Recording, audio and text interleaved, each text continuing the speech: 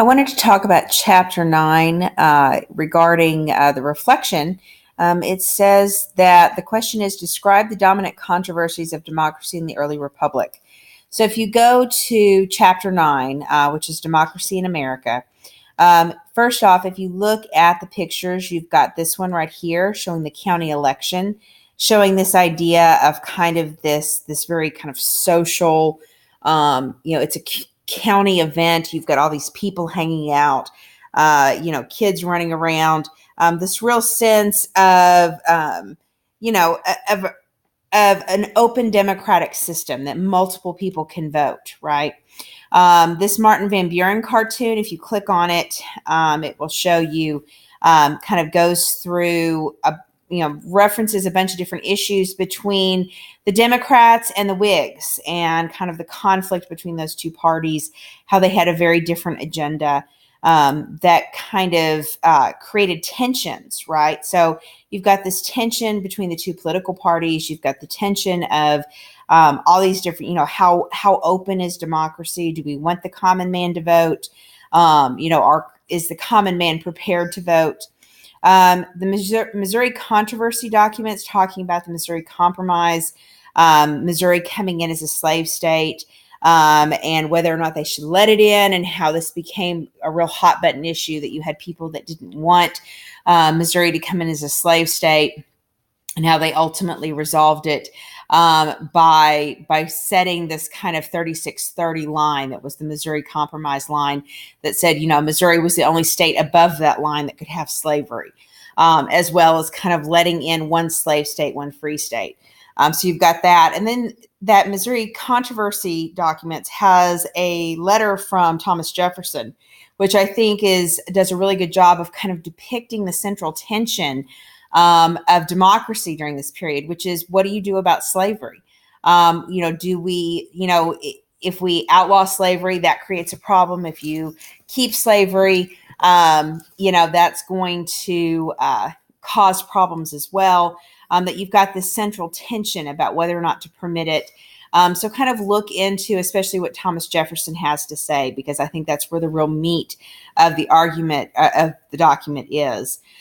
You've got Rhode Islanders that are wanting to open up voting without restrictions on property requirements. You've got people that don't have property that are saying, our labor, what we do day in and day out, is a contribution. So it doesn't matter if we don't have a certain amount of property, pointing to that central tension that exists, that do wage earners, should they be allowed to vote the same as somebody who owns property? You have the next one, Black Philadelphians defending their voting rights, that they had as voting gets opened up to white men with less property, you start to see that race becomes the dominant factor, right? So Black people can't vote, white people can, as opposed to having a certain social class. And so Black Philadelphians are defending their right, talking about taxation, that they pay their taxes, that they're good citizens, they should be able to vote. So the central tension that we see about who gets to have a say in the government.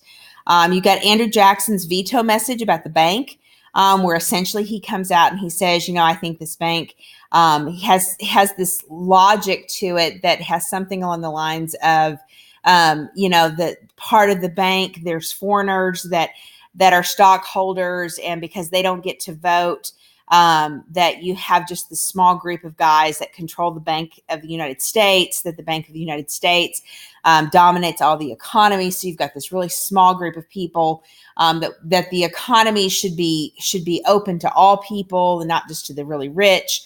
So kind of this kind of rejection of centralized control of the economy.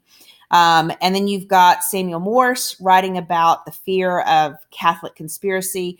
Again, kind of embodying the concern about immigration, but this time with, we don't want the influence of Catholicism and popes to come into our democracy, that this would kind of bring that European flavor to our system of government. And, we know how Europe has turned out. So you've got these tensions that exist, right? between different groups. So each of these kind of documents represent that. And yet you can also find a commonality between them, which is who is it that gets to have a say in our government? And how does our government, is the government of the people kind of distributed, or does it have kind of a hierarchical system to it? So just kind of think in terms of that. Read through the documents. These aren't too hard to read. And I think you'll find them pretty interesting in general. But like I said, just kind of think about the tensions that exist as you have this new democratic system where we're having more and more people voting.